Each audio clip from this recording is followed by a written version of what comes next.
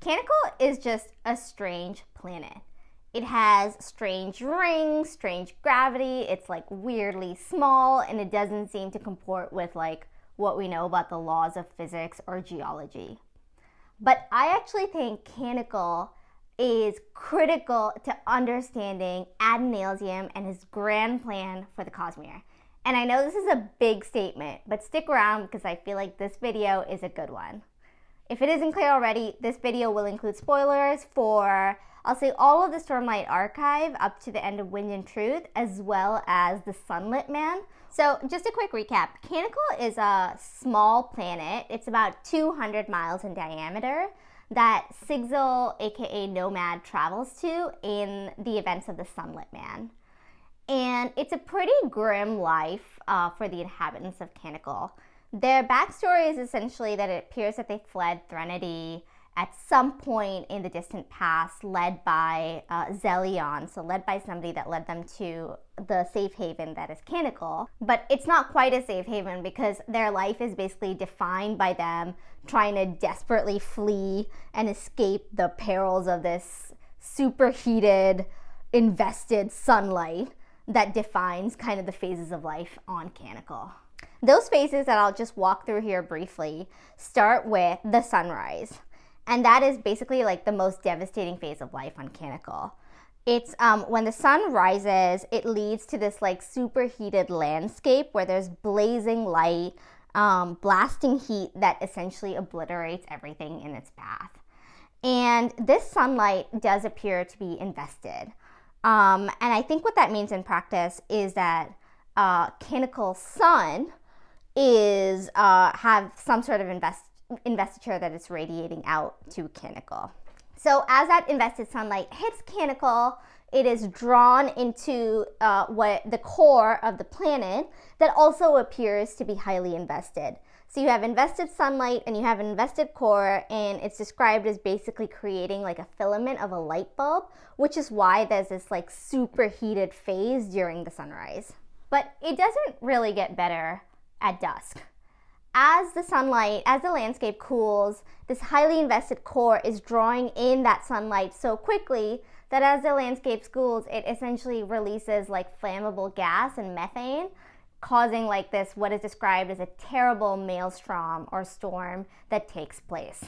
And it only really gets better in the third phase when cloud cover forms and we're actually in night, which is basically the only non-terrible part of life on the planet. And the inhabitants of Canical survive in this by basically trying to outrun every day the sun. So they stay in the cloud cover at night, and then they try to outrun the sun when it rises, and then keep going in this like endless terrible cycle.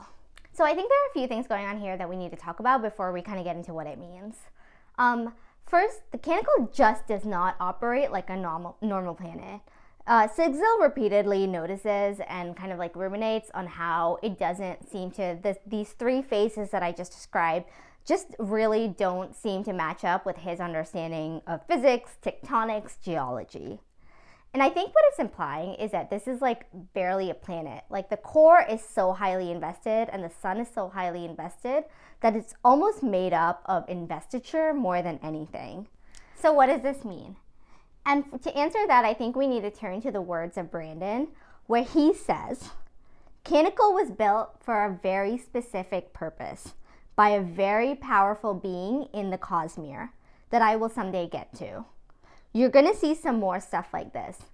Basically mega structures that imitate planets or other sort of heavenly bodies. And this blows my mind because what it's saying is that Canical is basically man-made or like not naturally made, and is basically operating as some sort of huge machine made up of investiture, which is so crazy to think about.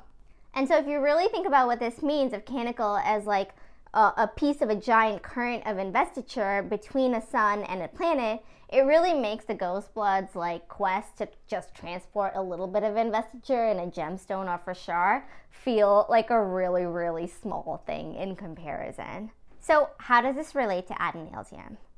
And I think To answer that, I think we need to turn to one of the key themes that I feel played out in the Sunlit Man, which is that a lot of things happen potentially for a reason or potentially as part of a grander plan that Adonalsium put together. This is most clearly seen in a little vignette that when Nomad, or Sigzil, is fighting the Cinder King, he realizes that all of his ostensible torment of carrying the Dawn Shard, and which made him basically unable to actually fight, was actually preparing him to fight against the Cinder King, because that was a battle where he couldn't actually use a conventional ways of fighting. And similarly, the inhabitants of Canical are defined by this faith that there is this grander plan. They have names like Elegy or Zeal, or Adonalsium will remember us eventually, which is quite a name. And it's also most clearly illustrated with Contemplation, who, when she's talking about Adonalsium's shattering to Sigzil, makes a point basically that our faith is that this is all part of some plan. It's not about everything happening the way we want, but trusting that it is happening the way that someone wants. So to me, what this suggests is that Adonalsium built Canical for a specific purpose, and that purpose could be basically to connect the Cosmere through investiture. And in my mind, what this looks like is if we imagine Canical in the sun as a current, you can imagine this interconnected Cosmere through various currents, all in this one functioning system, which would be super cool to think about. There's one more element here that really seals the deal for me, and that's the chorus. So the chorus, you may remember, are some of the souls of the people that had originally led the inhabitants of Canical to Canical and from Threnody, and they are now in this weird, tub basically, and they have this ability to manufacture machinery. And I think it's kind of an interesting coincidence that if we think about Canical as one piece of this giant mechanism, that it's kind of, frankly, particularly convenient that the chorus can manufacture pieces of this machinery. So I think the chorus may actually be part of Adonalsium's grand plan to create this giant interconnected circuit of investiture. So if Canical is one piece of a giant machine, and there are other pieces of the giant machine that could be united through investiture, what does that mean? What does it mean that planets that so far have been isolated could actually be connected through these currents of investiture? Could it allow for a different type of interplanetary travel? Could it create a different type of kind of a unified magic system across planets?